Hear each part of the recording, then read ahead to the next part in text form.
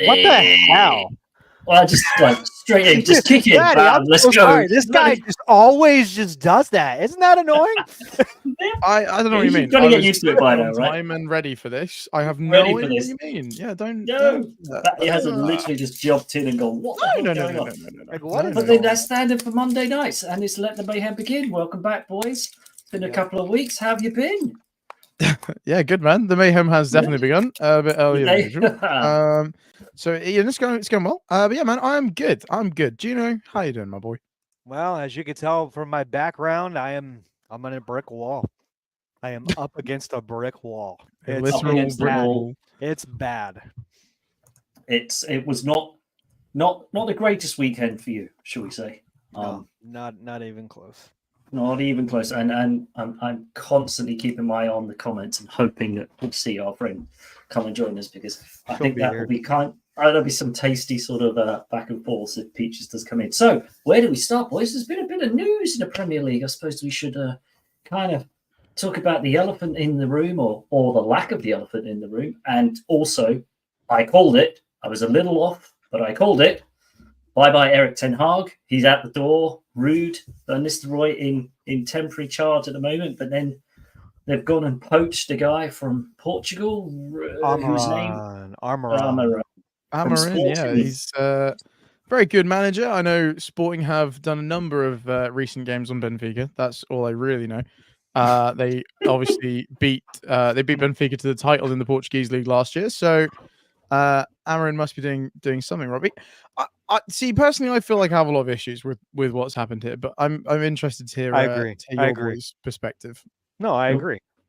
He agrees that you've got a lot of issues, Matty. That's just straight facts. I don't think many people. Well, I mean, both. No, I'm kidding. I actually totally unrelated. Because this is the second time this has happened to me today. Obviously, okay. I work with dogs, and I was stood in this little building that you got, and there's a little sausage dog stood next to me, and one of the people I work with just walks in and just says, "Morning, chunky boy," and I was like, "Hello." And she was like, "Oh no, I was talking to the dog." And I was like, "Yeah, bollocks, mate." So anyway, this is the second time I've been absolutely verbally assaulted today, but I'll take it. It's fine, whatever. Take it on one of my many chins, and we'll move on. Wait, did I assaulted you? Well, it's all right. I'm not coming for anybody. Wait, did I assault you? Oh gosh, no, mate, I'm joking. Oh, okay. Don't worry. Like, what's going on? I can take it. I can take it. Take it, Snowflake. The mayhem definitely went that way. Yeah, it is.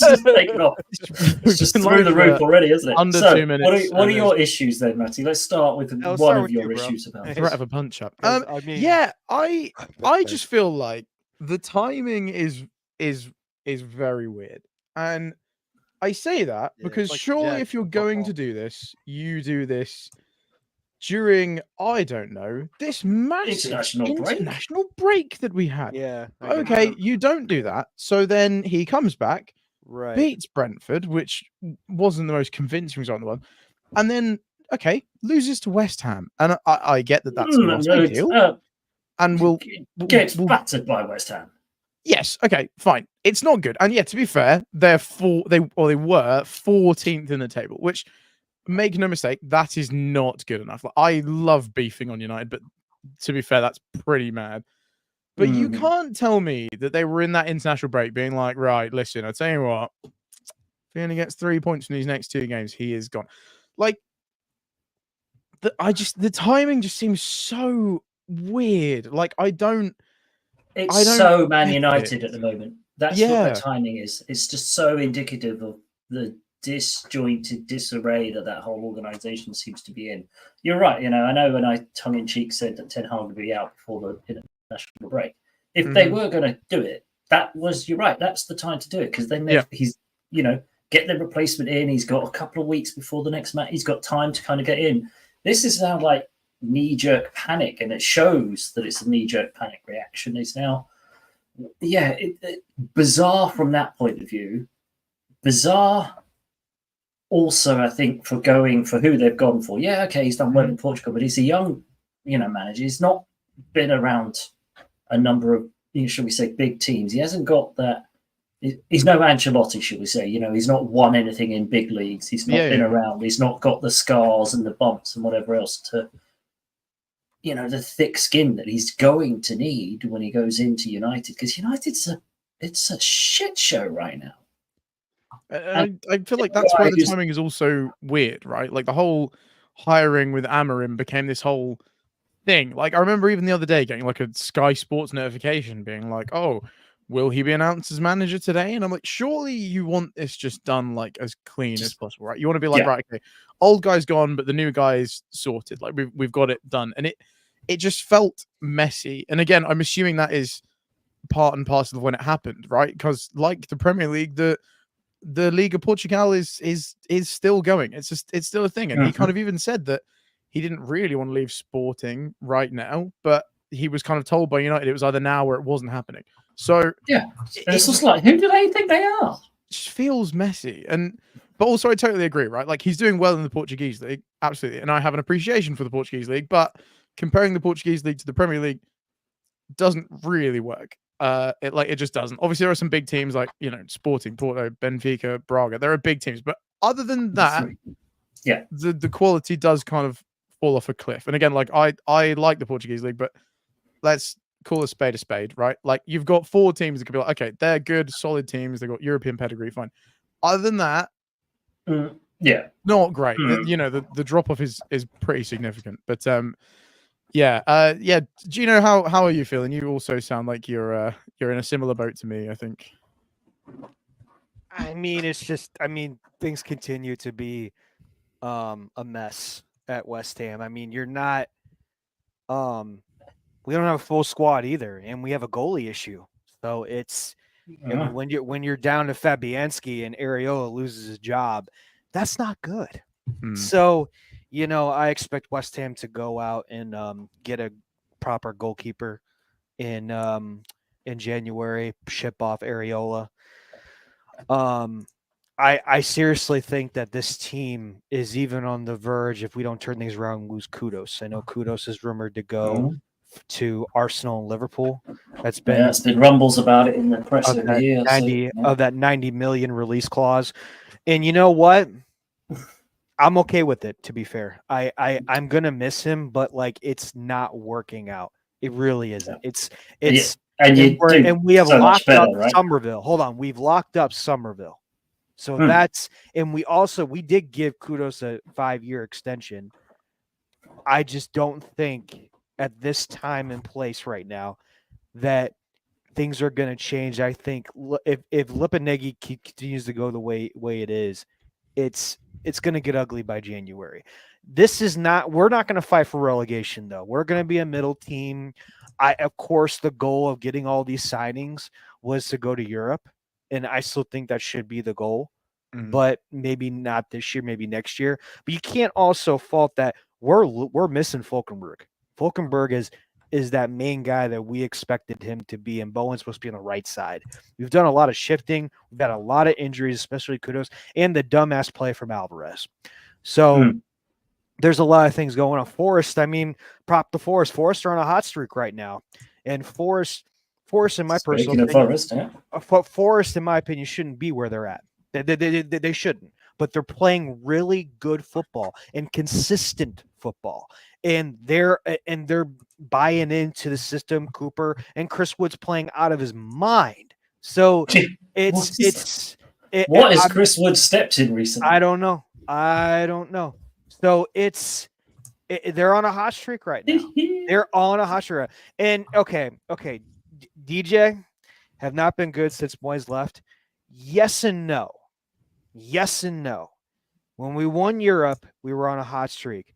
But those last moments, like that final year, no. Everybody was checked out. And even that Moyes year was up and down when we won the Cup too. But those 2 years before, when we qualified for Europe, the Europa League, yeah, we were good. And he did save us from Pellegrini when he went to Real Betis. So we've had up and down moments with Moyes, but he's definitely been our best manager in the last 10 years. Yes, but there's a lot of up and down moments. That's the Premier League for you. But speaking of, as you say, Chris Wood's Nottingham Forest third in the table. I mean, never did not see that coming at all. Who saw that coming? Not even close. Other than Peaches, because I mean, she must be. No, I don't think she. I don't think she even saw that coming. To be fair, yeah. This almost feels like, I know it's obviously not like the same right now, but it's like those people that put those bets on that season Leicester won the league, and they're like, "Yeah, I knew this was going to happen." You're like, "No, you didn't. Come on, right? No, you didn't. It was just one of those 5,001. Yeah, absolutely for a quick. And Moyes is, and fair point to Peaches. Like Moyes is. So that wasn't that. That was what was funny to me. It's just right. Playing the Champions League, and she agrees with me that they shouldn't be there, but they are. Like, no, I didn't, but I'm loving every moment. But here's the thing. Absolutely. Going back to what Peter said about Moyes, the kind of manager, he is steady, but he's old school. And right now, it's not what his tactics for the Premier League is not what it used to be. The Premier League has changed so much to where, like here we go, Maddie. Remember where we'll talk about Amaram? Portugal League and the Premier League is so different. Oh, big it's time. Hard to be successful. It's hard to be successful in the Premier League, and I don't know how he's going to do. I know he's got his coaching staff with him, but that's hard. Like I don't think he can save this team. I don't think it's going to turn it around. I really don't. No, I think I just feel like we've been having this conversation around United. I agree. 100%. Ever since Sir Alex Ferguson left, and like this is my other issue with, I guess, this sacking and hiring is like, again, not that I don't think Bruno Amorim is a bad manager, but again, if you kind of are managing one of those 4 teams in Portugal that we mentioned earlier, it's pretty hard for you to like totally fail as a manager, right? Because chances are, I agree though, unless you do really, really, really bad, you're gonna finish in the top 4. That's gonna be how that plays out. But I like it from the point of, okay, maybe they're going young manager, they're thinking long term, but then also it seemed like that was the approach when they hired Ten Hag, and it seems very like, okay, they're gonna think long term. This guy's a project guy, and I just think this time might be different, I guess, because now Ineos and stuff are looking into this. Maybe now that it's more their approach, he might maybe get more time, but I just think there's so much more wrong at this club than just the manager. And like he's what, they're like 5th or 6th manager now since Sir Alex Ferguson has gone, and like shock horror, the problems are just exactly I think same. it's 4. I think it's 4. Yeah. Was it Moyes, Van Gaal, Mourinho, Ten Hag, Ollie? Now Ollie as well. Jesus, wow. Okay. Yeah. So he will be number 6. Presumably not. We're not counting Van Nistelrooy, I guess, because he's only interim. Well, I mean, I would run it back with Ruud. I think he's a great man. I think he would be a great. I mean, they managed to get a point against Chelsea, so he must be doing something right. I think they should stick with Ruud, but that's just me though. Yeah. But I mean, as Peaches says,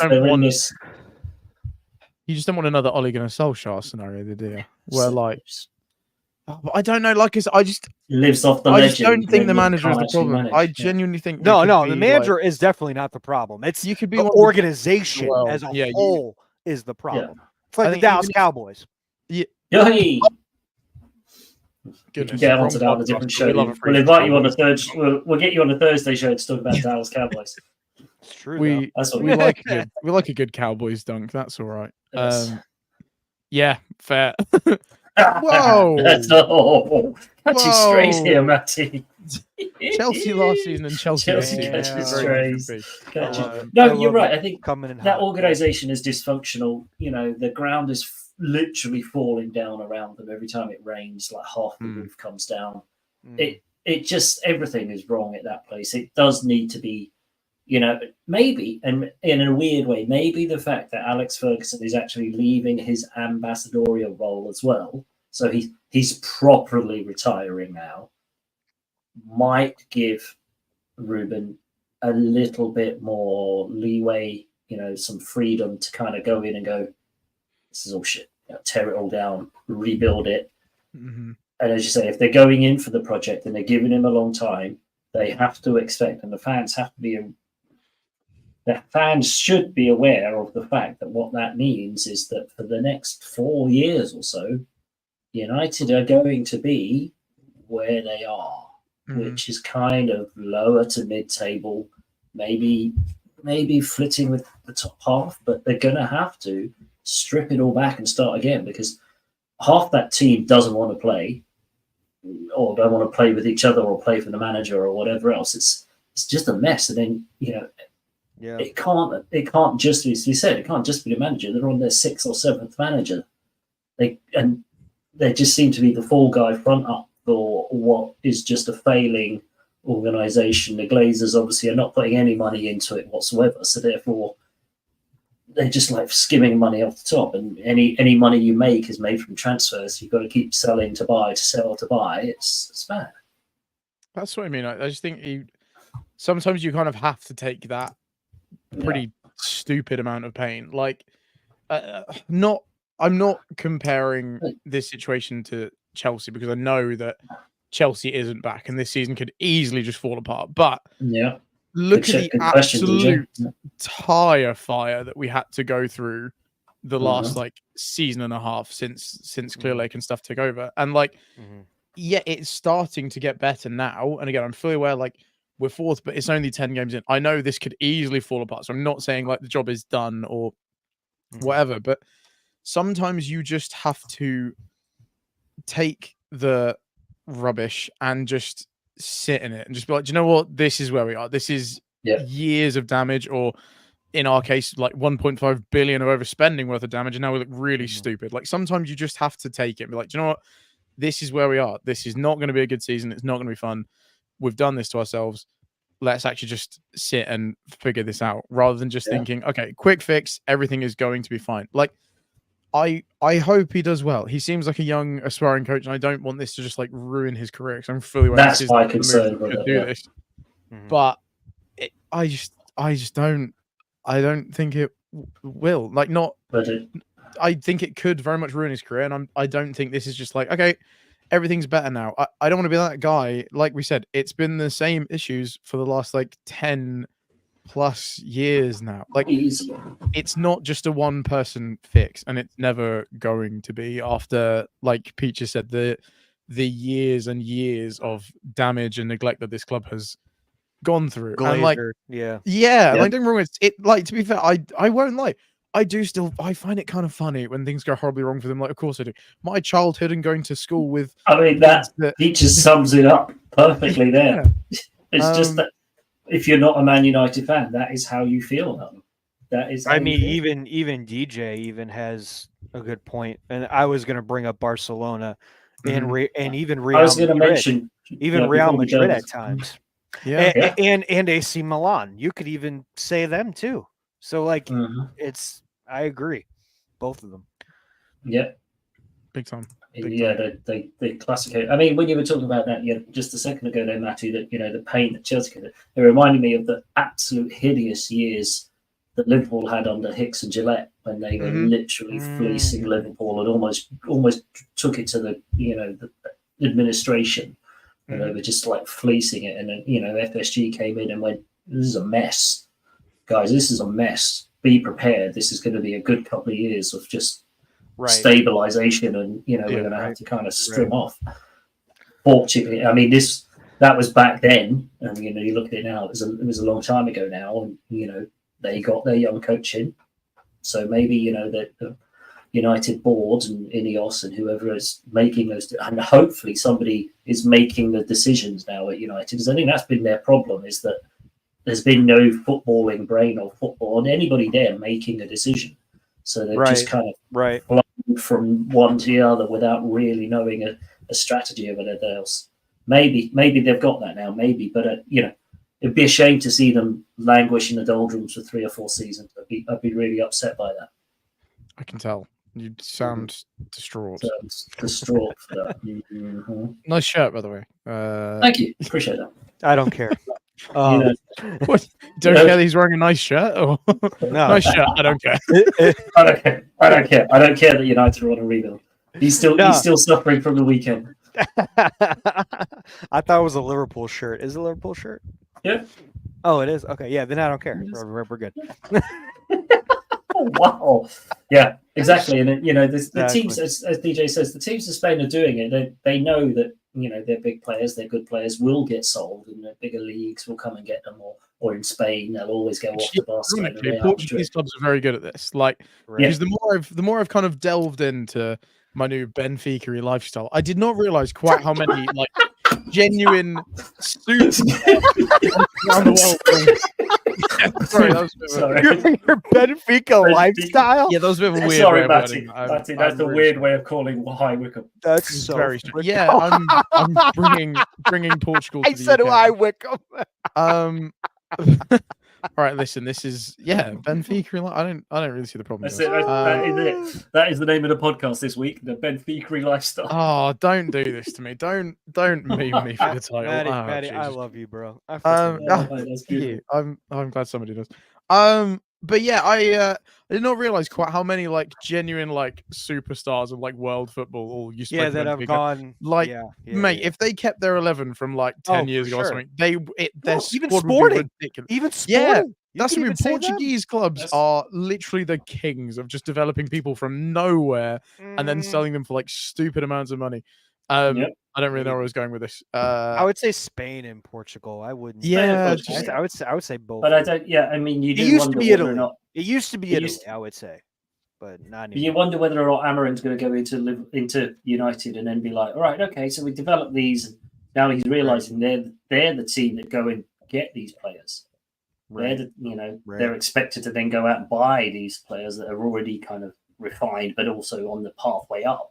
Mm-hmm. They're the next step up from where he's been, and whereas he's been, that foundation level, if you like. So it'll be an interesting change of pace for him, definitely. It's a big dynamic shift. Like I get that in a sense it's just still going from like big club to big club, right? But also as big a team as Sporting are, Man United, love them, hate them, and as honking as they are at the moment, I am fully aware in terms of like being a worldwide brand and stuff. Man United is different gravy, and like even though they are horrendous, I think they will always have an argument at that table of like, yeah, but we are one of the biggest clubs in the world, and you can be like, no, you're not, you're terrible, but then you can just look at raw stats, numbers, like the amount of money, raw numbers, the amount of shirts it sells in the Far East and whatever else. Yeah, they do blow a lot of other English clubs out of the water. I was just about to say what DJ was about to say about Tottenham and Arsenal. What DJ just said, Tottenham and Arsenal, in my opinion, just like with Man U, is money. It can get you a lot of things, but if it can't develop on the pitch, then you're screwed. Then you're screwed. Yep. And buying in the manager. I mean, Manchester United's deep thing is there's just no discipline, too. There's no discipline with even the players that they have there. So that's another big thing. But I'm done talking about Man United. Let's do a recap of all the games that happened. Are you sure you want to do that? Yeah, it's fine. It's fine. Well, all right. So we started for this month, right? Or are we going back the week before? Because I know we kind of skipped. No, just this past weekend. Just this past week. Just do the past week. Yeah. We don't need to go 2 weeks. We don't need to go 2 weeks, bro. All right. Where do we want to start? Newcastle and Arsenal. Result of the weekend. Love it. Honestly, like hats off to Newcastle. Hats off to Newcastle. Like, holy crap! I did not think that was going to happen, but if it had to be the guy, Isak, it had to be Isak. Their main guy. It's funny how Arsenal had 64% of the possession, but Newcastle was right there with them with the shots on goal. It looked like, according to stat wise, Arsenal was killing it. But Arsenal do that. Arsenal do that a lot. They do that all the time. But then possession game, and they have the ball and whatever else. The last 20 minutes, they fall apart.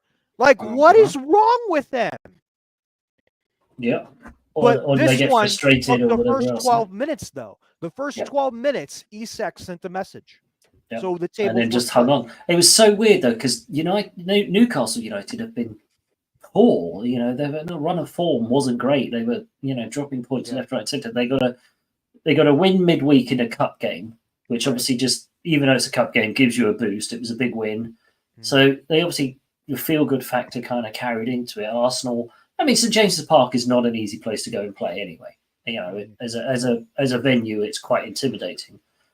But I didn't see that result coming. I mean, and fair play to United. Maybe, you know, it's turned them around a bit, given them a spark, might kickstart them a little bit to get back to where they should be, because I think they're not performing to the level that squad should be at. But yeah, it should not be quite. I think the interesting thing though is I think two things about this game.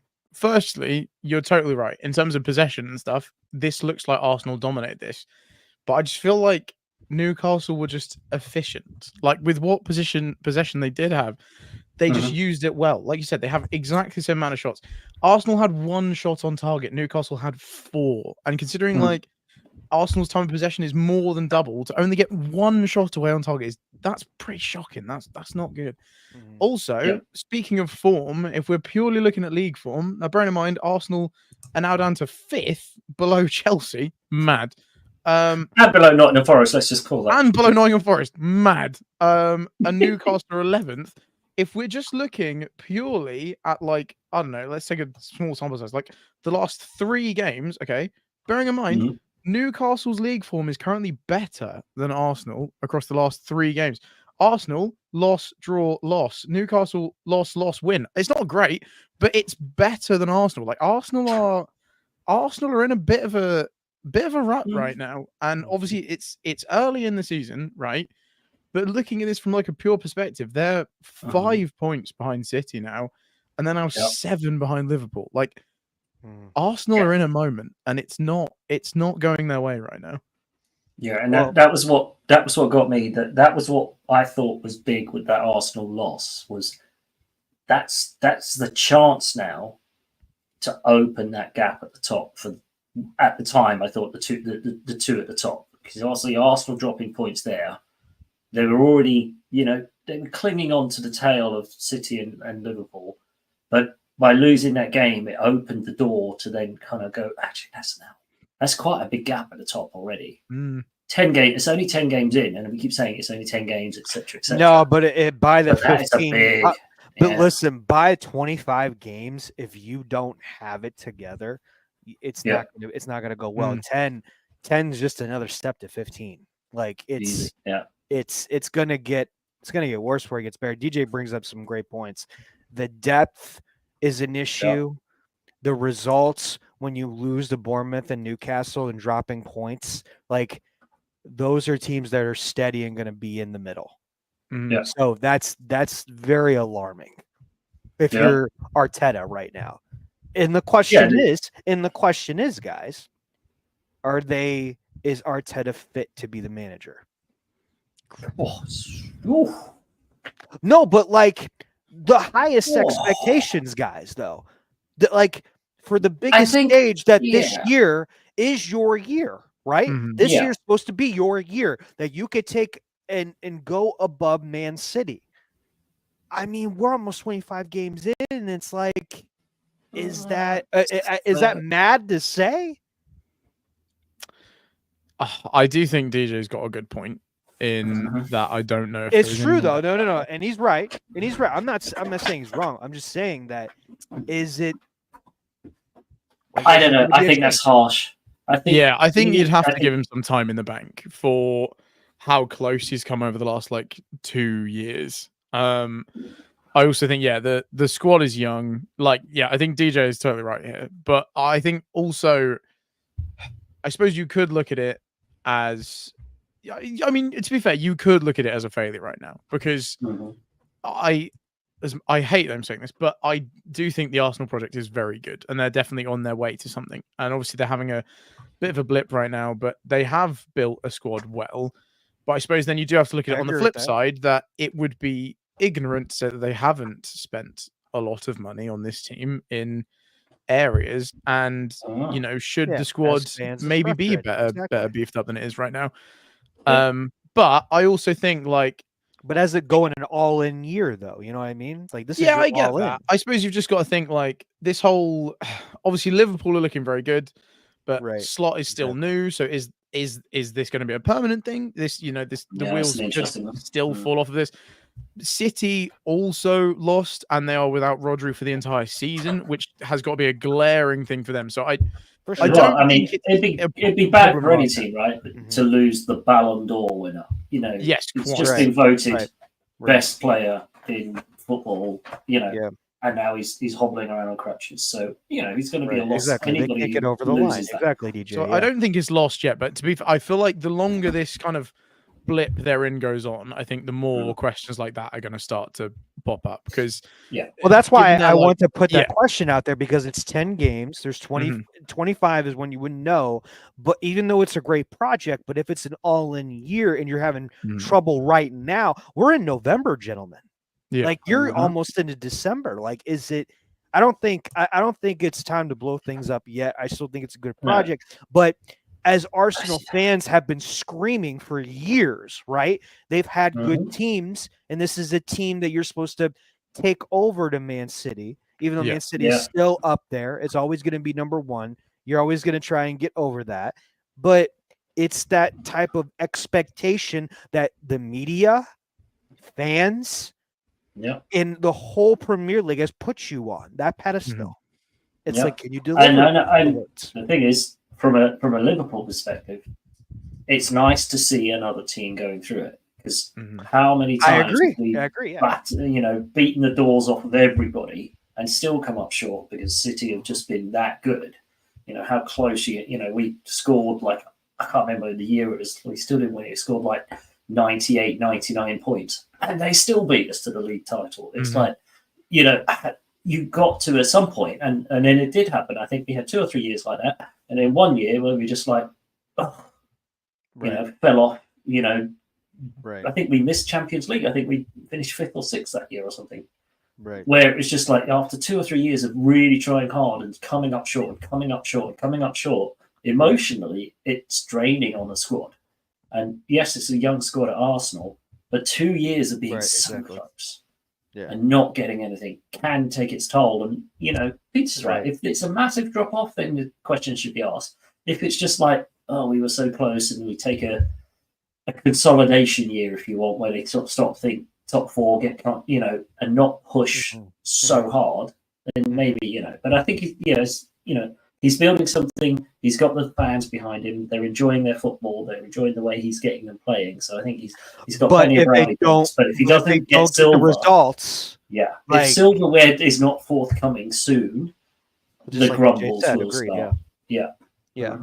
All right. Well, as we move on, I guess we're done with that.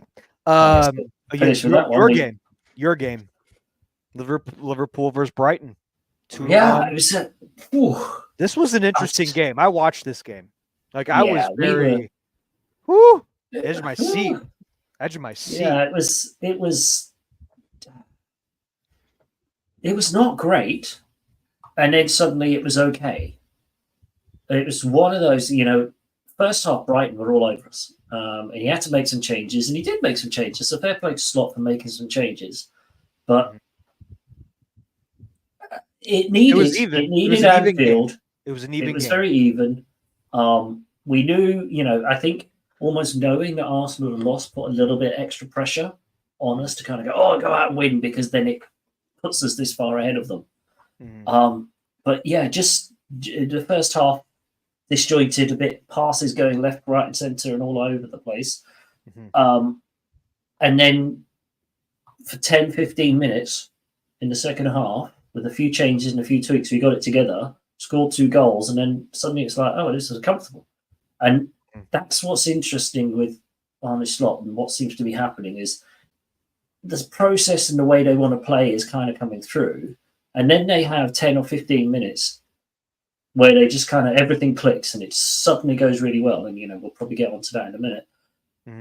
Put the team, score 2 goals, put the team to bed, done and dusted. And the nice thing is, when we went 2-1 up, it was like, okay, we've won this game now. There was no panic or fear or worry that there was going to, we're going to collapse at the end of it, like it used to be under Jurgen. You'd always be sitting at the edge of your seat right into the 99th minute. This one was like, hey, 2-1 up. Thanks very much. Got 3 points.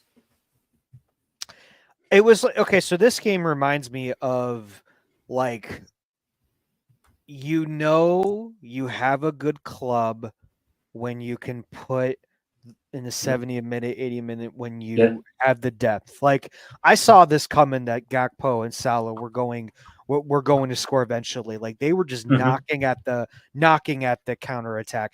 The counterattack was impeccable all game from those two. And it was only just a matter of time. It really was just a matter of time for those guys. And good teams find a way to win against good teams like Brighton.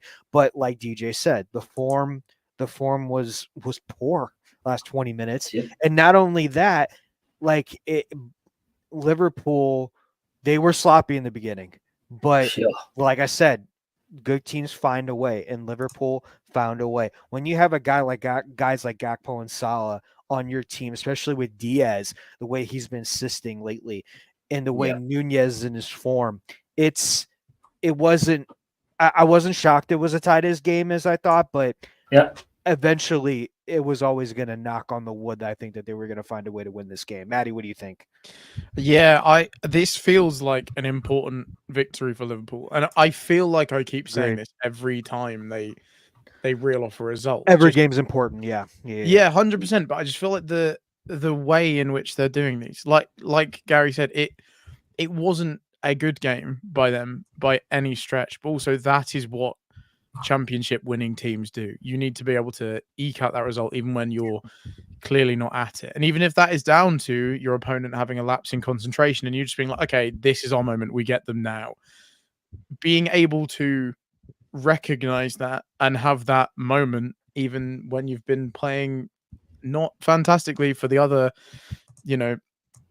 65 minutes of the match, that is so important. And obviously not every team can do that, or title races and stuff would be a lot closer, and there'd be 20 teams in for the league every year. There's obviously only certain teams that can do that, and I just think it's so impressive what Arne Slot is doing. Like, because I love Jurgen Klopp, and again, obviously not being a Liverpool fan, but whenever Liverpool were kind of in for things, I was like, I really want this guy to do it because I like this man. I want him to win things. He seems like a genuinely really nice, happy guy. And to go from what he did with full-on rock and roll football, which was genuinely bloody excellent to watch. Like, even if you are a deep hater, unless you're a Liverpool fan, you'd love to watch it.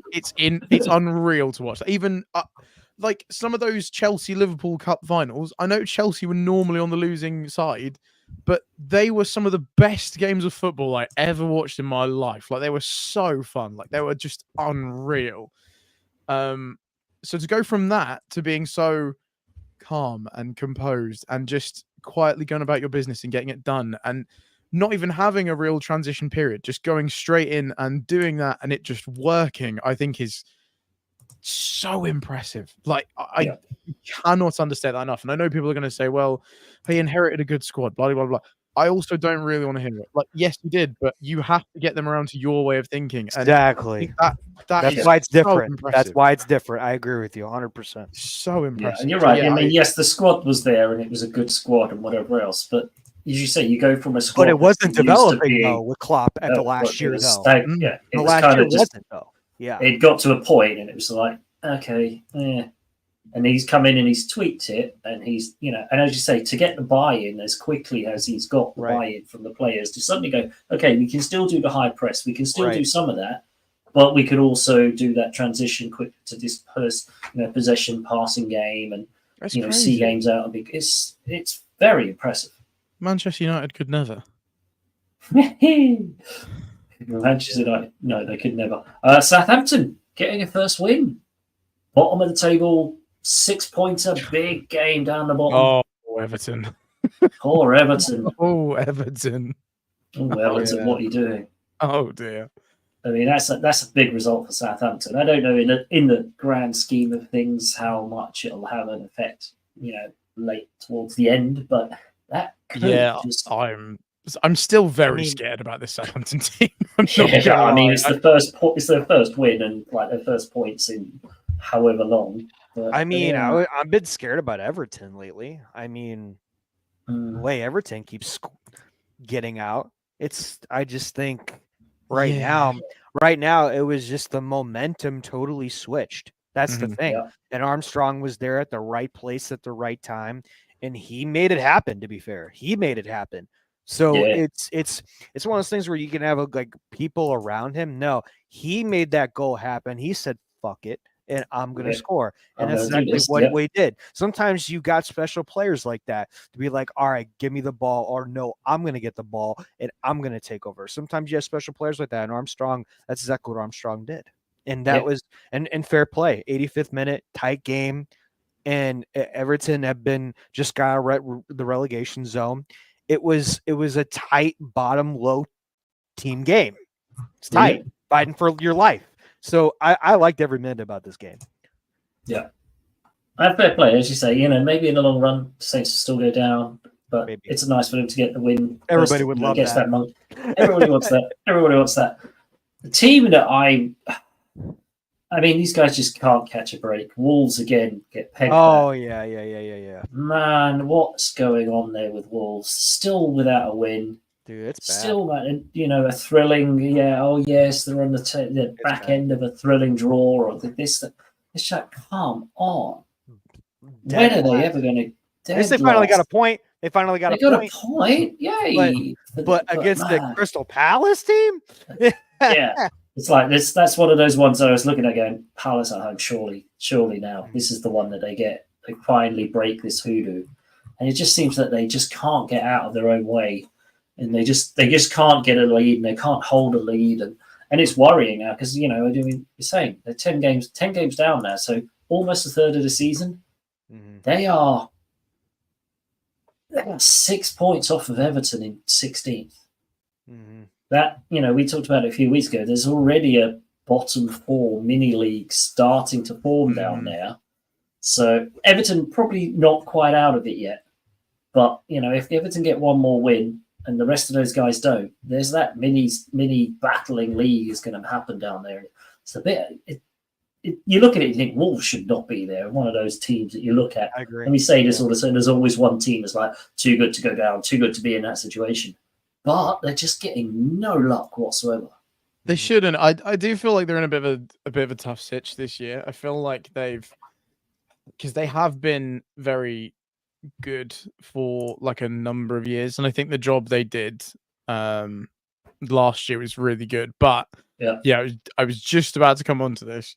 They did do a lot of selling. They did a lot of maneuvering. And I kind of kept thinking the kind of further the transfer window went along I was just thinking like I feel like they're not bringing in the bodies they need here right now. Like I feel like they're losing a lot of talent and nothing seems to be happening. And I hate to be that guy because I think Gary O'Neill does such a good job. Like I genuinely do. Like not Arne Slot good, but I think the amount of stuff that he just seems to keep going through as Wolves manager, and the fact that he just has not totally flipped his lid yet blows my mind. Like I think, and I do think he's a good manager. Like last season, Wolves were so good, but I do kind of feel like this is a little bit on ownership. Like there's only so long you can just keep getting rid of your best players and just expecting everything to be fine. And now, oh god, we've got rid of one too many, and now we're kind of terrible. This is a tough spot for Wolves. Because I keep thinking like I've got faith in them and I think they'll do it, but it's like we're getting a bit deep in the season now, boys. They've got to do it soon. They've got to do it soon. Nah, screw them. They deserve to be where they're at. Nah. Nah. Screw them. They're fine. The Bulls manager. They're fine. Keep them there. That'll be good. I'm not saying they don't deserve to be. Like they've obviously in some way have done this to themselves, but also it just feels harsh for Gary O'Neill. I feel like he did like a pretty good job at, was he at Bournemouth before? He did a good job at Bournemouth, and then they were like, nah, you're all right. We fancy this other guy. Came in at Wolves, did a good job, and they've just got rid of all his best players. This poor guy, man. Right. He's trying his hardest, just trying to make a career out of football, and Facts. just keeps getting bullied non-stop by any scenario. Everybody. I feel a bit bad for the guy, yeah. Yeah, whatever. I think I'm thinking Gino doesn't feel quite as fair enough. Okay. Just you, that one, Just you. It's fine. It's fine. We got to talk about lower quality. Ipswich Town and Leicester City. Calvin Phillips getting a red card. Is there anything Calvin Phillips can't do? I mean, he has just been shit.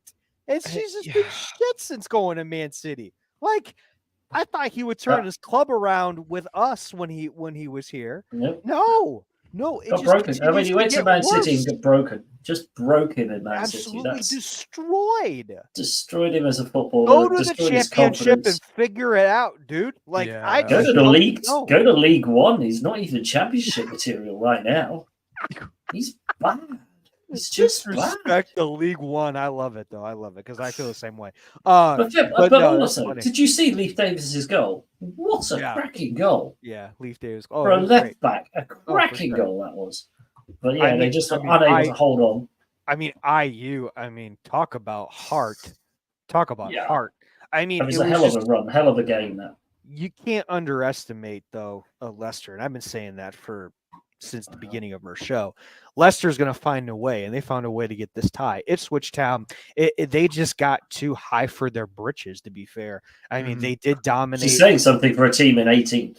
They didn't even dominate this game. Like, the stats-wise, it's a little more what Leicester is. So it was only time when Leicester was going to come back, in my opinion. Yeah.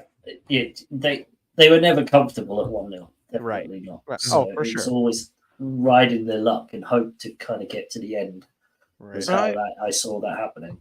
I think to a point that's probably just down to, like, this is their first team in the top flight in God knows how long. Like, obviously you're going to be nervy waiting for that first win, right? I agree. Even if it's I agree. Even if it's like anything, like if you're playing, I don't know, like Madden, and you've not won in like 4 or 5 games, you're like, oh God, I'm not gonna lie, I'm getting kind of stressed now. Like, maybe I'm just never gonna win again, right? Like, you get that sinking feeling of like, am I good enough to do this? Yeah. Like, so I can only imagine that at the top level of professional sport, I can't imagine that feeling ramps down. If anything, I'm assuming it probably just gets a lot worse. I still have faith in this Ipswich project, but again, like, I know we keep saying, we're over a quarter of the way through the season now. To still be sat without a win is a tad troubling. I suppose at least the one silver lining is that they're not the only team without a win still. Which feels kind of nuts. I'm not gonna lie, that feels a bit crazy. I feel like normally everyone's got one. At least got one by now, right? Yeah. How long did that Derby team have to wait for a win? Actually, that's probably a question for another pod. 11 points. Remember, they only scored 11 points. I don't think they ever got a win. I want to. Did they not?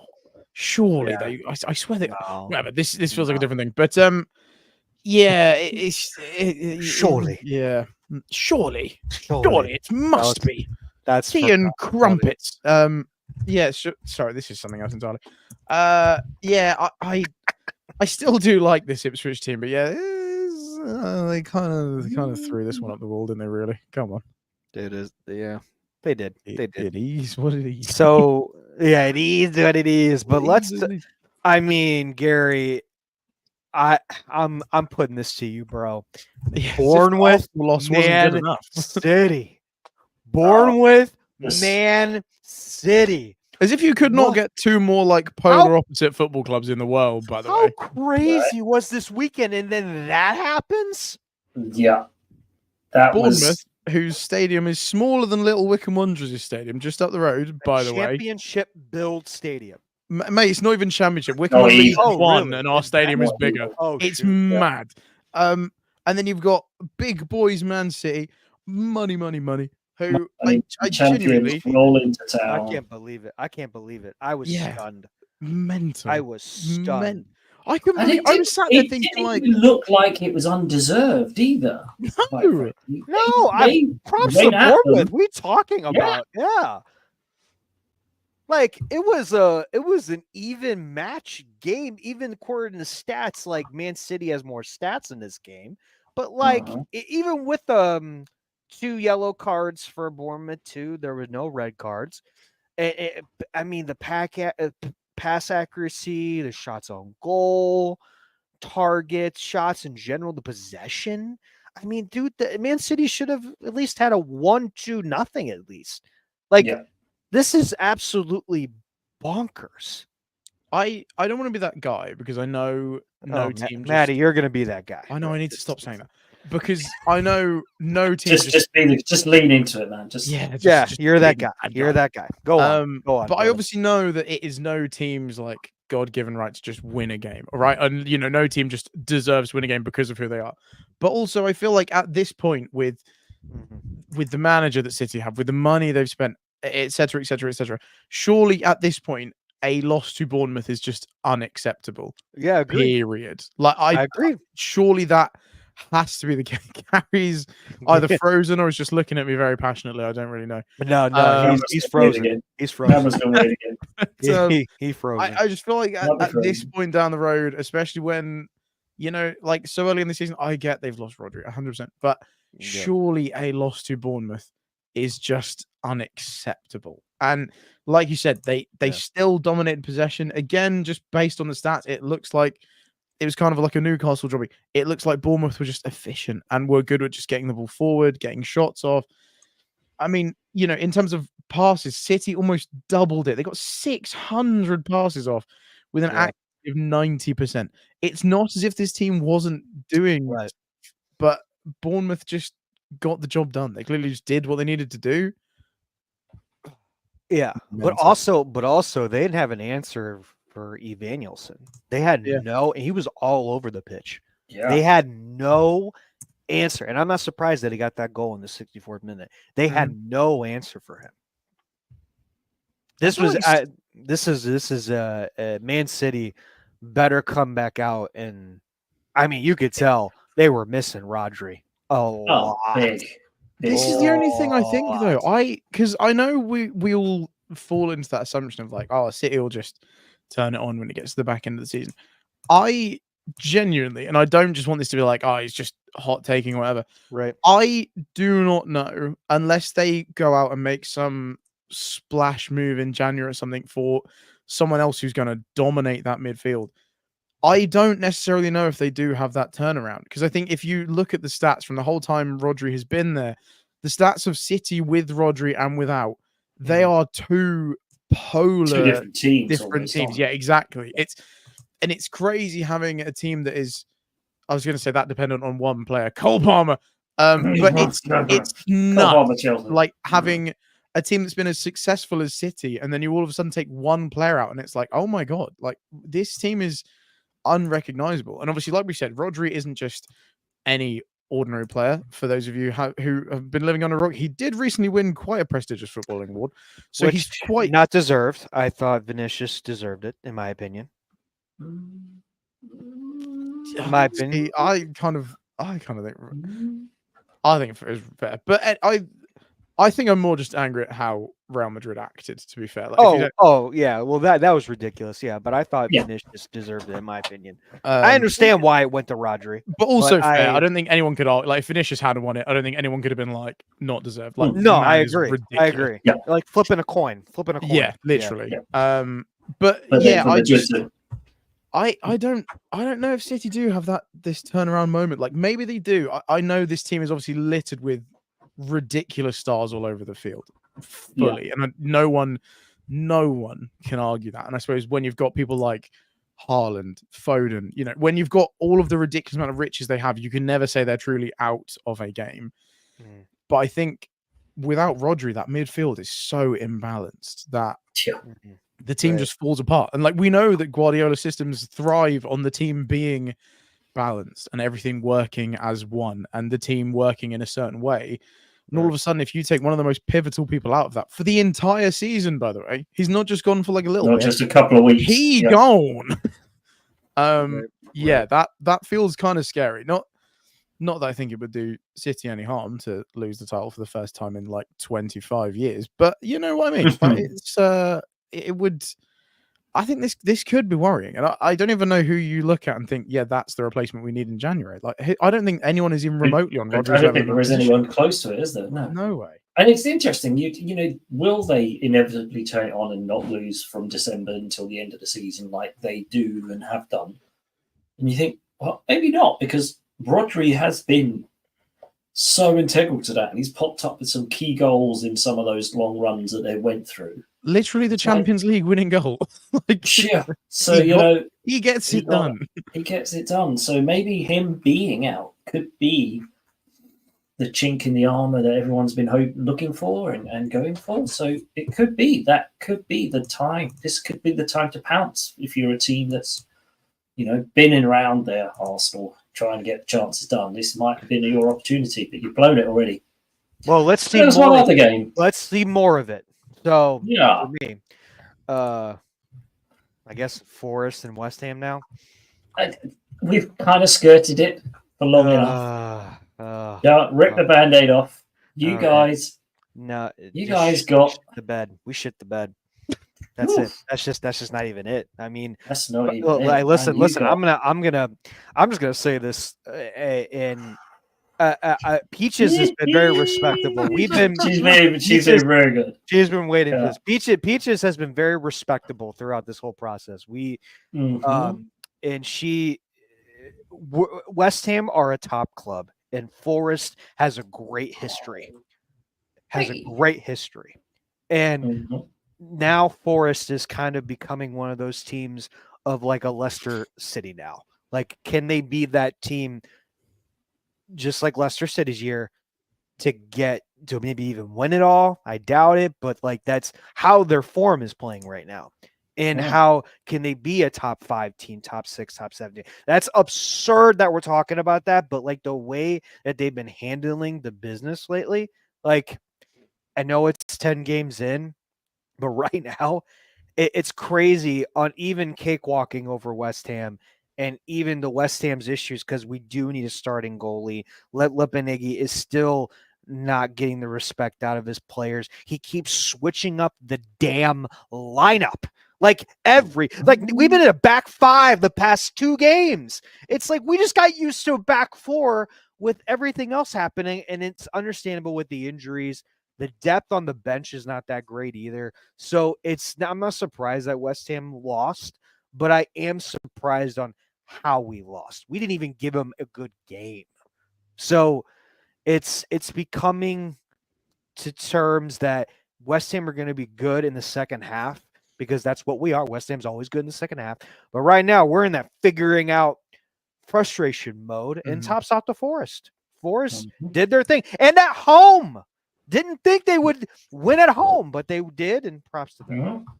And as Peaches says, defense only cost them 30 million. I mean, they are absolutely flying high. They are playing lights out of their skin, punching above, all of the cliches about being, some of the parts are bigger and all that sort of stuff. That's what's happening with Forest. So they've bought in, they've caught something has happened.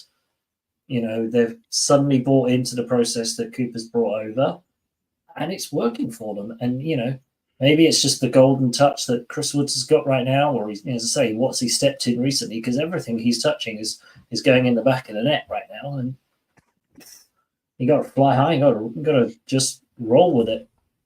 I think, I don't want to stick the boot too much into West Ham, because I genuinely am of the belief that once Lopetegui has got this figured out, I do think good things are going to happen to this team. I think you've made some signings. You've made a lot of signings. Yeah, 100%. I do genuinely think once this is figured out, I do think you guys are going to be absolutely fine. So I don't want to stick the boot in or anything here, but need a goalie.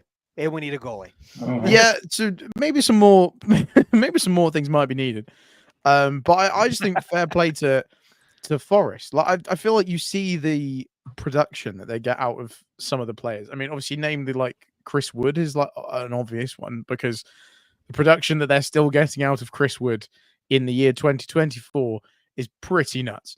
But then you've got other players like Callum Hudson-Odoi, who looked like it was past it and it was never going to work. They signed him for literally pennies, and he's playing so well. Like Anthony Elanga, I didn't really think United were going to let him go, but he's looking phenomenal. Like I think the squad building that's been done by this Forest team is pretty impressive. Like they said, a cheap defense. Like they've done that really well, and they've built not only a cheap defense, but it is working really well. I think the squad building here is going well. Yeah, I it's hard to argue with a lot of what they do. I mean, they're third, for God's sake. How can you be like there's problems? Begrudge them for that, yeah. You know, they're doing all right. And fair play for Nuno Espirito Santo. I feel like he was one of those guys that I thought, not that his managing career was over, but obviously you hear that like, oh, he's gone to Saudi. He's been sacked in Saudi because it's not gone very well. You're okay, cooked. Then obviously comes back to Forest. And I'm like, maybe. But fair play to him. He's very much proven me wrong. He's doing an incredible job right now. So yeah, like I said, I don't want to stick the boot too much into West Ham, but props to Forest. They're in a very good moment right now. Props to Forest. They are. We suck. And they need to. I mean, I just suddenly looked at that. You know, it wasn't even close. You look at they had Forest had 32 touches in the West Ham, penalty area, and you had a red card, and we had a red card at the end of the first half. So I mean, that's obviously going to get you, but you were already behind at that point.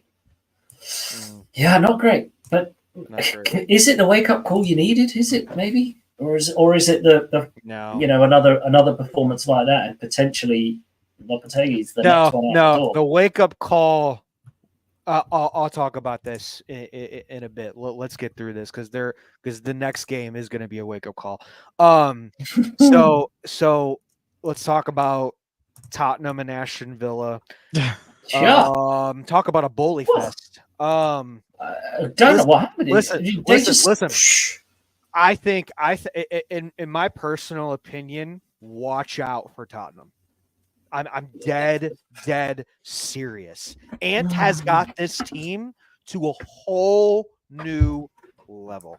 Solanke is exactly what this team needed. Yeah, they needed a big number 9. They needed another Harry Kane-esque. They needed a centre forward of a centre, the old model. And they've got that in Solanke. Good team win.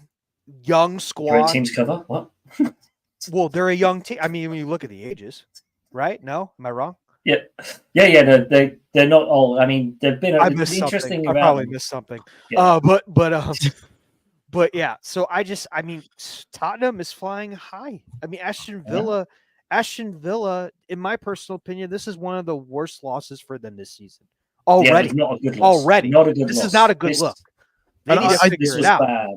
I think bullying Villa is a big deal as well because Villa under Emery are a good European team now. Yeah, so making them look like that is a big result.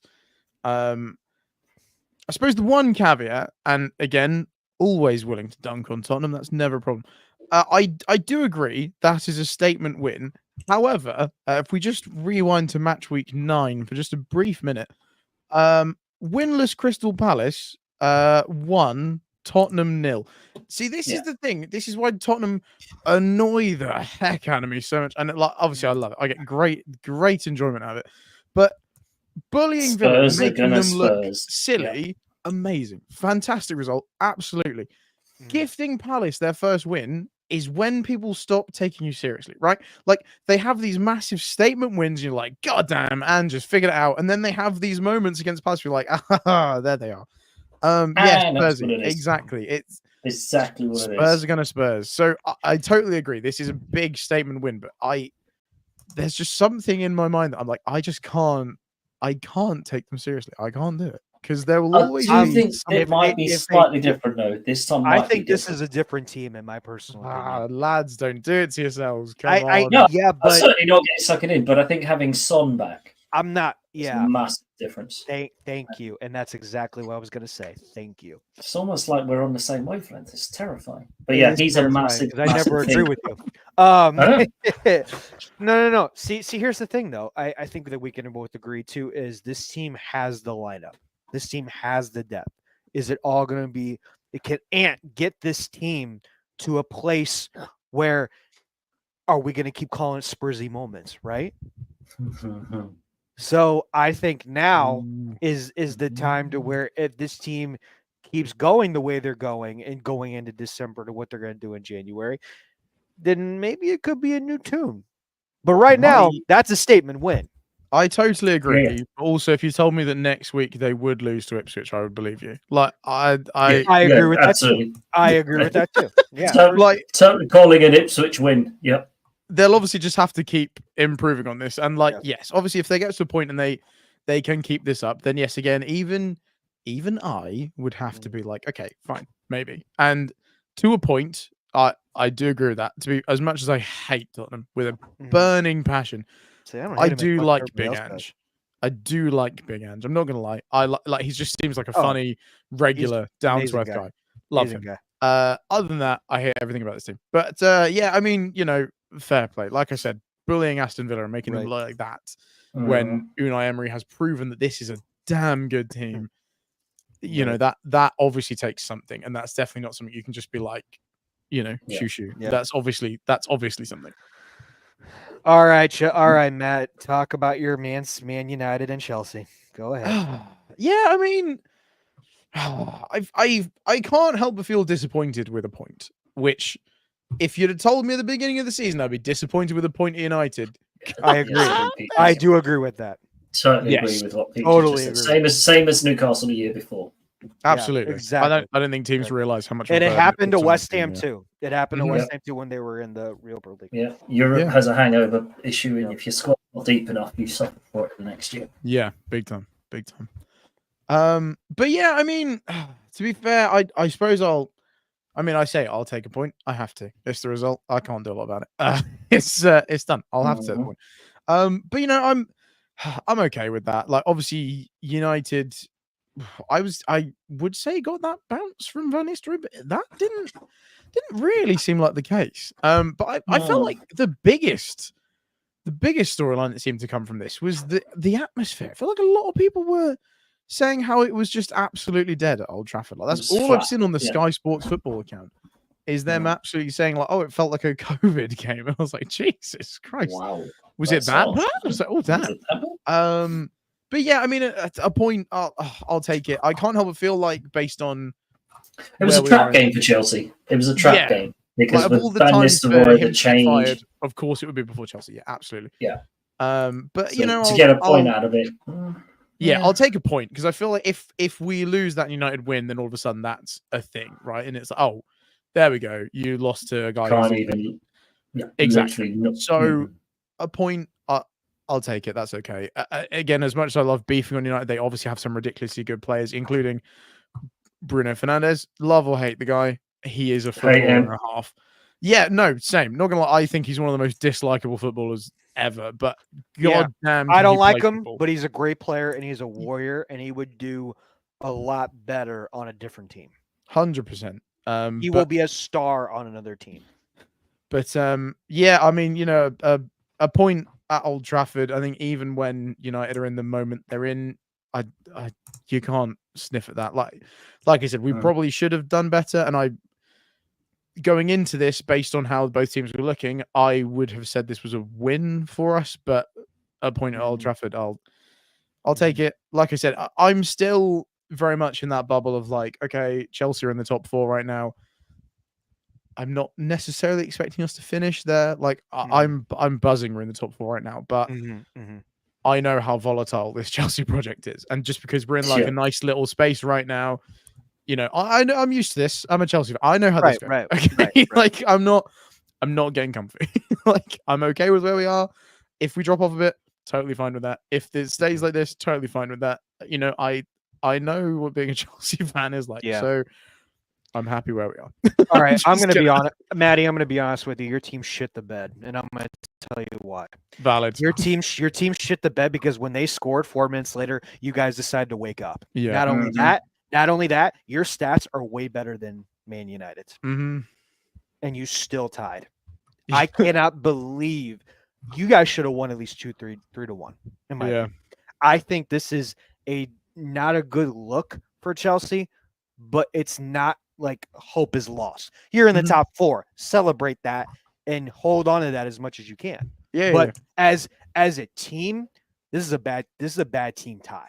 Mm-hmm. Bad team tie, in my personal opinion. Yeah, I've probably been a bit too easy on Chelsea there. Yeah, this is the kind of game we should be capitalizing on, especially when agree, United are in that bad moment, right? Like, dig the boot in. Capitalize on the teams that are going through it. Yeah, this is a team that you have history against. Dig the boot in. They are in the mud. Keep them there. Don't even give them a glimmer of hope that a draw against a team that's doing quite well right now will give it. Yeah, fair. I've probably been a bit too nice. But hey, way too nice on them. Bound to be a tad. Literally, you were. Yeah. You were all I love you though. Really should have put it's your team. It's your personality, right? But yeah, I totally get it. Yeah, I have let them off a bit lightly. Go on, Gary, hit me. No. I'm not going to rip them because I did it Chelsea for anything. So why would you not? Why wouldn't you go in there when United are down and reeling? Why would you not go in and kick them while they're down and stomp all over them like any? Yeah, because I suppose now this is just giving me flashbacks to the last time we played United at Old Trafford, which for about 85 minutes was probably the most frustrating game I've ever watched in my life. But then also provided me and my neighbours with probably the loudest they've ever heard me shout.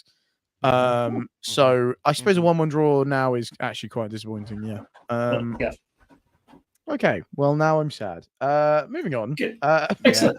And Fulham managed to win the West London derby by scoring 2 goals. Can't believe in the 92nd and 97th minute, I think. That's absolutely savage, by the way. Savage. I can't. Super sub Harry Wilson. No, you know what? I can't believe I'm saying this. I kind of saw that the momentum. It's not even momentum. Fulham dominated this game. To be fair, I think they dominated this game. 67% possession. And if they would have won, and if they would have lost this game 1-0, that's a horrible for that team against Brentford. That's a bad team loss because you dominated. All the stats is way more up. Just looking at the stats here, it's just awful, so look at this. 87% pass accuracy, shots on target 12, shots in general 26-5. Are you kidding? Look at the goalkeeper's saves from the Brentford goalkeeper. 10 saves to 1 save from the Fulham guy. Yeah, I did not realize quite how much rescued this team. Rescued this team. Christ, Brentford got peppered. That's not. That is. Like, again, even just talking about stuff like, I know I went over like City's passing statistics with like 637 passes for Fulham. They were moving that ball to 317 for Brentford. Like, domination. Holy cow. Brentford got peppered. If Fulham had lost that is such a FIFA game, isn't it? When you just absolutely dominate the whole game and then you're like, 1-0. Lovely. Love that. I enjoyed the last 10 minutes of my life. That's great. Yeah, I've had the ball for 95% of this game, yet somehow I've lost 1-0 because you've scored direct from a throw-in or something. I love this game, yeah. Wow. I did not realize quite how one-sided that had been. But then also, isn't that the craziness and why we love football? Like, Fulham were clearly dominating this whole game, and all it takes is for one guy to come on and just score twice after being on for 5 minutes and just turn the game on its head. Absolutely. Crikey, what a game. That's nuts. But then, that's Fulham. Fulham are plucky and Fulham are a bit chaotic, a bit chaotic, and they're in there. They're in the mix, That top half of the table at the moment is just bizarre. Teams are where they are in the league, obviously they're there, as they've been playing well, but, Fulham in 9th. Villa, the top 4. Who had Forest in the top 4? Brighton up there in 8th. Bournemouth in 10th. It's like Bournemouth still hanging around. It's like which I feel like is one of the things that's so weird about this league, right? I feel like in so many ways, it looks like, with how rich the top teams are and stuff, I feel like we always think like it's impossible for teams to break into the upper echelons. But I feel like recently we're just seeing that it's absolutely not. And I'm not going to use Newcastle as an option because I know they have been squad building in a pretty good way. And to be fair, I've praised them a lot for that. They've not just gone out and did like what City did when they first got their money and just bought ridiculous star players they did not need, right? Like they signed people like Kieran Trippier. They were pragmatic about building a squad. And I like that. But then you've got what Villa did last season, where this was a squad that was absolutely failing under Steven Gerrard, and they went and got a better manager and just did some solid recruitment, and bang, they're a Champions League team. This year, you've got a team like Forest, who no one expected. I feel like it's so odd that it feels like breaking into that upper echelon of the Premier League right now should be impossible. And yet I feel like we're in quite a good moment where teams seem to be finding an okay way of doing it. And I guess it's helpful when you've got, teams like United absolutely shitting the bed. But then when you've got other, you've still got Tottenham, Arsenal, Chelsea, City, Liverpool. There's so many good big teams up there. But, creds to teams like Villa and Forest this season. Like, fair play. Like, it's nice to see. Shot, right? Yeah, it's nice to see it. And like, that's coming from like a fan of a like quote unquote, big rich team, whatever. It's nice to see different stuff get thrown in there. Like it's genuinely cool. Like it's nice to see teams that spend a fraction of the money going toe to toe with these big teams. Like, I love it. It's wicked. I agree. Good stuff.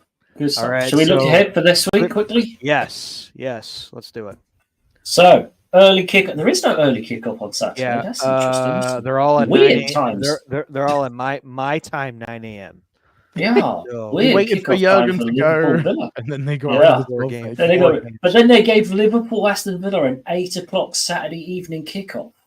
How many drunken people are going to be wandering around Liverpool after drinking all day? Anyway, moving swiftly on. Probably my favorite memory from a football game, actually. Sorry, I'm going off on a tangent here. I went to go watch Chelsea Villa years ago, and I just remember this Villa away fan, full-time whistle. It had gone, Chelsea had won, and there was just this Villa fan he was absolutely steaming, and he was just refusing to accept the result, just running around the stands, absolutely raging. This big lad in a Villa shirt. And he eventually just got, he was chasing around like a family of 3. So just got absolutely mullered by like 3 stewards. And I was like, that was good. I enjoyed watching that. Good.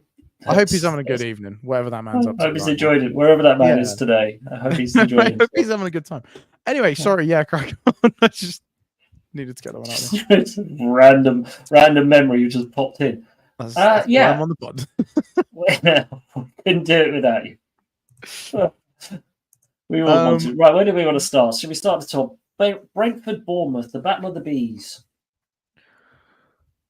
After just heartbreaking loss, you've got to think Brentford are going to want to kind of bounce back there. But no, I think Bournemouth's going to win 2-1. I don't have that much faith in Brentford this season. I feel like Bournemouth's going to win 2-1.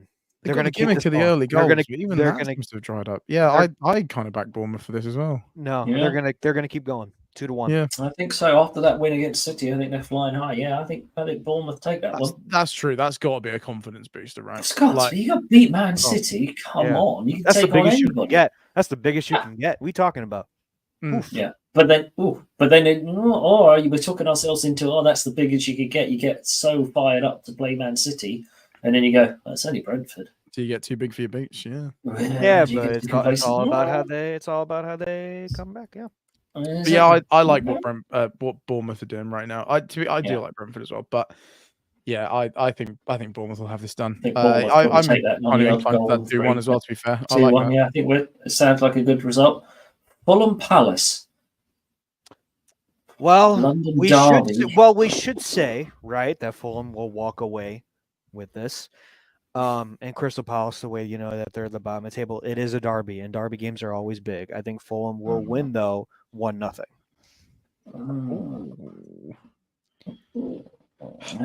What you think Fulham is just going to walk away with this? No, I've got a 2-2 draw feeling to this one. Wow. I think Fulham will get the job done. And I'm going to say it's going to be like 3-1 or something, but I do think it's going to be a very Fulham-y game. I think it's going to be chaotic. It's not going to be like easy. Like I think there's going to be some stupidness that happens, or like they just make it really hard for themselves and go like 1-0 down and don't even get their first until like the 85th minute or something. Like there's going to be some element like tonight then. Of weird. Yeah, I just think it's going to be a Fulham game, mate. It's going to be weird. Like it's going to be chaos. Something's going to happen. You're going to be like, well, I wasn't expecting that. Let's see that one coming. It's going to be weird. See, DJ, on my side of the thing, I think that's got a draw written all over it. Yeah, I can believe it. It definitely's got the feel of one of those games, isn't it? Mm-hmm. Oh, let's talk Wolves Southampton. Huge game at the bottom of the table. Absolutely, Southampton. I think it's going to be more.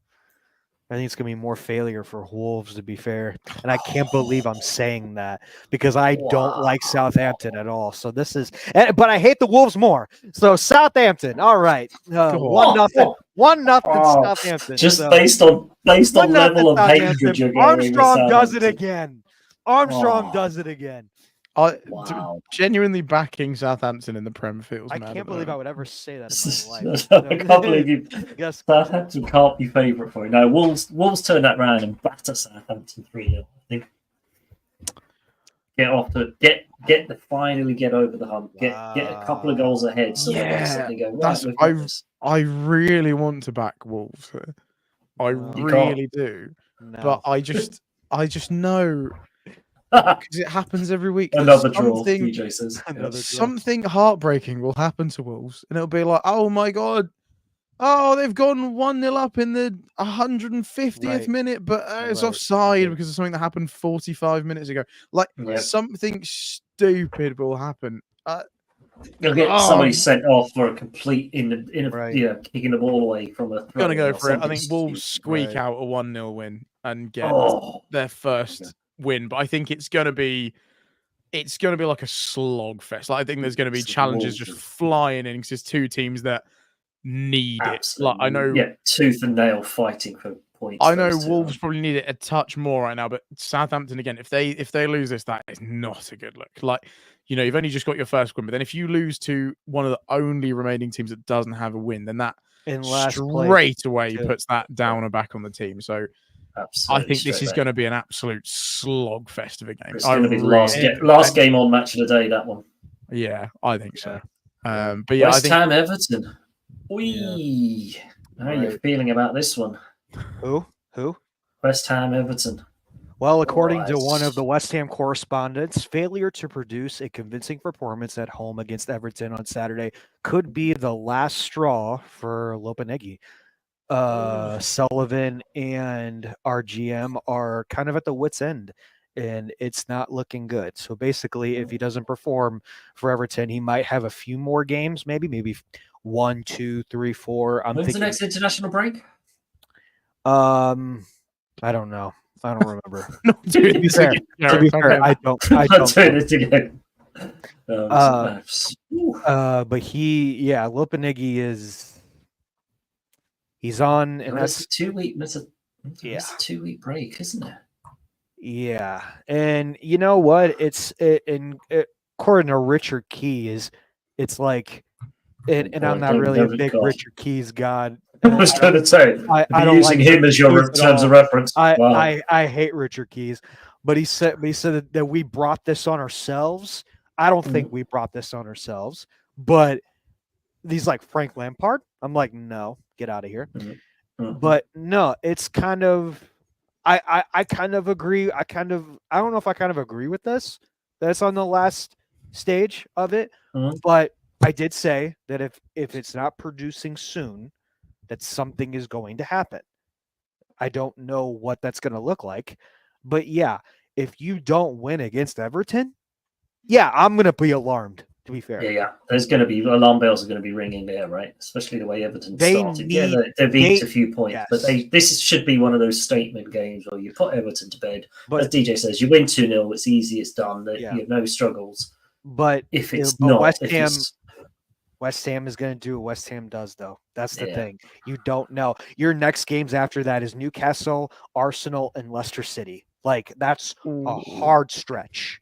To see, and that's where it's going to be. I'm going to get let go. But that's what I'm saying. It's too late by then, though, isn't it? Exactly. So, I think West Ham need to make a statement to do a 2-3-0 clean sweep.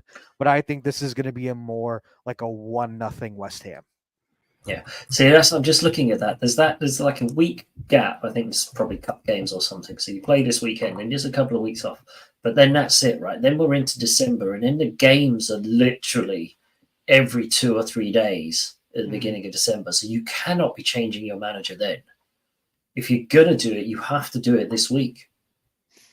I think maybe that's maybe why United did it, because I just looked ahead. It's like in my gut feeling, something's gonna happen after this Everton game if we lose. Yeah.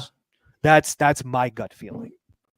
Because literally, I was just looking at that first week of December fixtures. They're just non-stop. It's like, you can't be, you won't change then. Big game for you boys then. And then this has got absolute stonking game written all over it. Brighton at Man City. Oh, 2 teams coming off of the back of a loss. Brighton. Oh, it's in Brighton as well. It's in Brighton. No, don't think too much into this, guys. Do you not think so though? I just don't think too much into this. Come on. What's the clear answer? Come on. 2-1 Brighton. 2? Who? 2-1 Brighton. Thank you. Yes. That's exactly I was gonna say, yeah. I 2-1 Brighton. I fancy Brighton in this. I really do. And like, I feel like Google is looking at this very generically, because apparently the win probability is 55% City, and I absolutely get that. I really do, but I just don't think you cannot factor this Rodri thing into it. And I like this time does feel different. It feels like for the first time in a very long time, there is something vulnerable there. They have finally showed like there's a chink in the armor, but like at least Rodri's not injured. And then all of a sudden it's like, this is a bit of a different team now. Yeah, I kind of fancy Brighton in this. I'm not gonna lie. 2-1. I think it's going to be a tight game until the second half, and then Brighton's going to run away with it. 100%. Gary, we're on the same page again. It's weird. This is terrifying. You need to stop that. Yeah, you too. All right, but how are we feeling about your game, though? I mean, this is going to be an interesting one because, Spurs just bullied Villa. And so you're thinking, surely Liverpool then, this is going to be one of those Arnie Slot specials of, calm it down, don't let Villa get into it, play the possession game, keep it nice and steady, ramp it up for 10 minutes, 55, 60 minutes in, score 2 goals and be done. Right. So inevitably it'll be a 4-3 absolute ding-dong thriller, the defence will go to sleep, nobody will be able to defend, and we'll end up scoring every single opportunity. I don't think, if Tottenham can bully this team and put 4 on them, I think you should easily, at home, we should take this 3-0 without any drama. I agree. Okay. We're on the same page again, and I hate that. It's going to be... Can you stop? Just stop. Just stop. Oh, yeah, stop talking sense. I know. McAllister's going to score. Salah's going to score. And I think Diaz is going to score. I'd like Diaz to get a goal because he's been, as you say, doing a lot of work. It's itching him. I really do. Yeah. I think McAllister is going to come and be a surprise one there. 3-0 for me. From a free kick or something. I can take it. I'll take that one. Matty? I'm going to... This is where Matty comes in and goes, Villa. Right. No, just I'm not. I think I've made enough bold statements this game. Leicester 1, United 0. No, I think Liverpool will get it done. I'm gonna go like 2-1 Liverpool. I think Villa are gonna have some fight about them. I think they are going to want to bounce back, and I don't think someone like Emery is going to take what happened sitting down. So I do still think Liverpool will get the job done. But I think this is going to be a feisty game from Villa because they're going to want to prove something, right? Like, if they're wanting to take that next step in DJ, if they're wanting to take that next step and kind of prove they can hang with like the current big boys, because Villa are definitely a massive club. I'm not saying they're not, just for the record, do not want to get bullied by the entire city of Birmingham. I know Aston Villa are a very big team. But if they want to prove that they are there and they can hang with those teams, you need to come back from that, blowout from Tottenham. So I don't think Villa will get the job done, but I do think they're going to come out they're going to have hands this game. But I think Liverpool will be too much for them. Yeah, Ollie Watkins has always caused us problems, so them getting a goal wouldn't be beyond the realms of possibility. Yeah, but yeah, I'd like it not to, because our defense has been absolutely rock solid. So it'd be nice to keep that up against a team, as you say, like Villa, who were in the mix, top 4-ish. So why wouldn't they be able to battle with us? Yeah. But I just don't think after that beating last week, then they might be a bit shell shocked. Yeah, big time. Yeah, maybe. Man United, Leicester, then, boys. Now, is this going to be Amarin's first game in charge? That's what I want to know. Yeah, I'm trying to work it out. I don't know the exact dates of when he's taking over, because I have a feeling he is still with Sporting for a He's still with Sporting for the Champions League tomorrow, which is against City. So could you imagine that as a parting gift? Surely it's not going to be that quick a turn. Is this where he gets paraded in front of them, going, "Look, your new manager is here," but he's going to sit in the stands and then watch his team get absolutely ripped apart by 37-year-old Red Bull swilling Jamie Vardy? See it happening. Fernandes gets a penalty, and then Vardy scores 2 late goals as United crumble. I kind of fancy Leicester in this. Leicester do it 2-1. I'll tell you. Fernandes gets another dodgy penalty. He's gone. Vardy does his usual. And then DJ comes in and slaps me back down to reality. I don't know. I feel like this is. I don't know. Peaches hasn't commented for a while, but evidently she's been commenting. But we just can't see it. So something must have happened. Something must have happened with the. She's a big fan of old Steve Cooper, though, isn't she? To be fair, so big Steve coming. Right. Yeah, I don't know. I just feel like I can smell a draw here. I feel like Dude, exactly. I agree. 1-1. 1-1. Yeah, that's what I'm thinking. I don't think it's going to be a high scoring affair, but yeah. I just don't trust this United team right now. Yeah, but I mean, I don't know where the comments went for Peaches, but I see DJ. Yeah, I just checked on the YouTube. I can't see them on there. I don't know if it was me. Just don't trust him. I can't don't trust it. I don't trust United at home. Can't do it. So Leicester going to do that one. But big match then. Forest, top of the table. Forest flying high at Newcastle. No, Newcastle. You know what? I'll continue to fly. Oh, there it is. Listen. I will fly that train higher. 2-0 Forest. Oh, 2-0. I'm gonna fly it higher. Oh, damn. Oh, Jesus. Where is it? Completely to be fair, Peaches and DJ, I might have lost my mind. But I do. What it is about this Forest team, man. What is it about this podcast? 90 minutes in. Gino's in. Gino's gone. Gino's in. Gino's invested. Look at that. Peaches is all in. 3-2. Oh, ding dong. Oh, DJ says otherwise. Cool, dear. Oh, yay, that's a bit harsh. Dang, 2-0. 2-0. There's going to be a fight in the comments. Yeah, 2-0, DJ says. 2-0. 2-0 Newcastle. He's I got like 2-0 being different, Newcastle. and that's totally okay. I don't know. I got a 1-1 draw. Isak and Wood kind of cancelling each other out here a bit. Which is a mad thing to say, by the way. That's wild.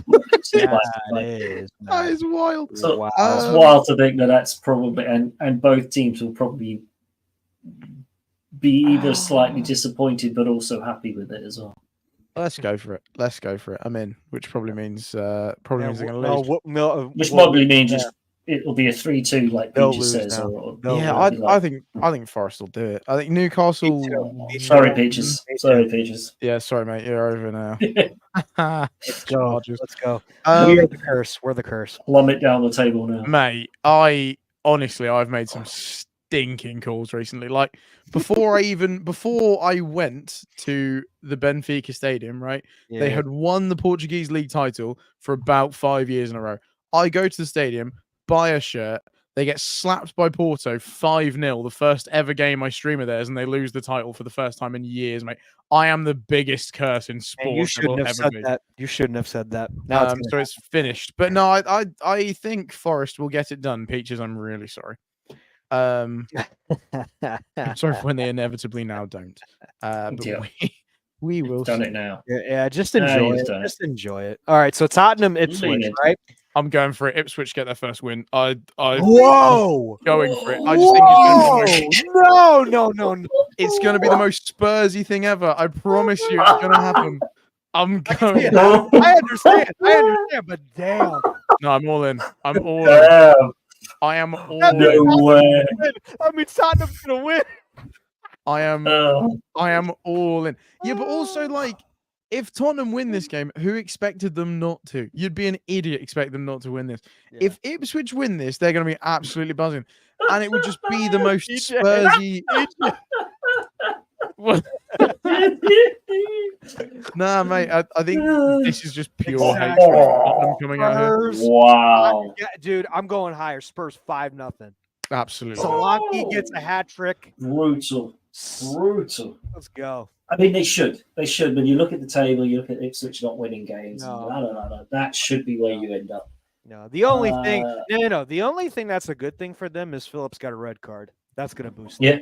Because he won't be able to play. Yeah. He's nothing. So he'll be suspended, and they'll actually be able to put one of their other guys in. I do think Tottenham should win it. But Tottenham, 5-0. Tottenham could Spursy it. They could really Spursy it. They already gave Palace. I know, but they've already given Palace their first win of the season. So to be fair, I hope they do. Tottenham do it to Ipswich as well, right? I hate them, and that's a very strong word. It's like me with Wolves. Genuinely hatred. Like, you know, when the whole like Super League thing was kicking off, and they were like, "Oh yeah, these clubs voted to leave the thing." My biggest takeaway from that was how the fuck have Spurs got to the table on that conversation. What a joke that is! How did Spurs sneak in the back door? Who do they think they are? In come the bloody tractor boys. Ipswich 1, Tottenham 0. I'm not having it. I don't even care if it's a Spurs own goal that gets the job done. Spurs are losing this game. Spurs are gonna Spurs. They're gonna do it. I don't care. Spurs are gonna Spursy. Love Ange, but love him. Love Big Ange, but and their biggest thing is like, oh, we got a lovely stadium that Beyonce plays nice gigs at. Lovely, win a football game or a trophy. Well, she's in hiding right now, so who knows what that's gonna happen? Who knows? Beyonce. That's a different podcast. Listen, that's a whole different ball is game. Ange your daddy or something? What's up with that? Is who? Ange is his daddy. Yeah, mate, I wish he's a funny guy. I wish I was anything like him. I love Ange. I would love them to have an uncle, man. I wish I could say, yeah, just going around to Uncle Ange's house. Seriously, though, having a beer with him. Mate. Imagine, just being like, oh, yeah, we're having a barbecue this afternoon and just coming over. Oh, lovely. Yeah, that'd be nice. Yeah, that'd be amazing. Sweet. Just sit in the corner, just saying, yeah, mate. In the game, probably the game of the week, maybe. Absolutely game of the week. Maybe. Chelsea, Arsenal. London derby, right? So right. Potentially a bigger prediction than the last. Chelsea 2, Arsenal 1. Going for it. It's getting done. Arsenal finish, mate. It's over. Title challenges off. Cole Palmer does it again, does he? The Cole Palmer show. Well, yeah, he scores all 3 goals. 2 goals for Chelsea and an own goal. I love this show, man. I'm not gonna lie, I've started off fairly tame, but we're an hour and 35 into this now. Head's gone. Chelsea win this game. DJ's got a top one. He thinks Arsenal gets it done. He's getting the other way. 2-1 the other way. Correct scoreline, other way, mate. Guys, this is a get right game for Arsenal. I think it's gonna be 3-1 Arsenal. London. Yeah, they get a right spanking at Stamford. Oh wow! You think 3? No way. Yeah. Oh man. Yeah. There we go. Chelsea. Look, there you go. 2-1. You got Peaches. 2-1. 2-1. 2-1. 2-1. 3-1. Snart. You got 3-1. Those guys are going 2-1. It's gonna be. You know, it's Chelsea Arsenal. It's a 1-1 draw. It's got 1-1 draw written all over it. Oh, it's gonna be dark. It's gonna be. You know, I hate it, but that's what's gonna happen. It's gonna be 1-1. DJ's prediction. Look at that last comment. Damn. Oh. Chelsea win 3-0. To be fair, though, this is like. Do you think it's one of those games? I mean, they would then be, if Liverpool are winning, if Liverpool beat Villa the night before, Arsenal already know they are 10 points back. Right. But that's what I mean. This has kind of become like a sneaky big game, right? Like considering This is going to be the game of the week. Yeah, this is going to be game of the week. How hot Arsenal were when the season kicked off, and I thought they've just picked up where they left off. I know they've had a bit of a blip now, but 10 games in, they've now fallen below Chelsea. Which, if you'd have told me at any point this season, Chelsea are 4th, Arsenal are 5th. If you'd have told me at any point this season that Chelsea would be above Arsenal, I'd have bitten your hand off. Like, I never thought that would be the case.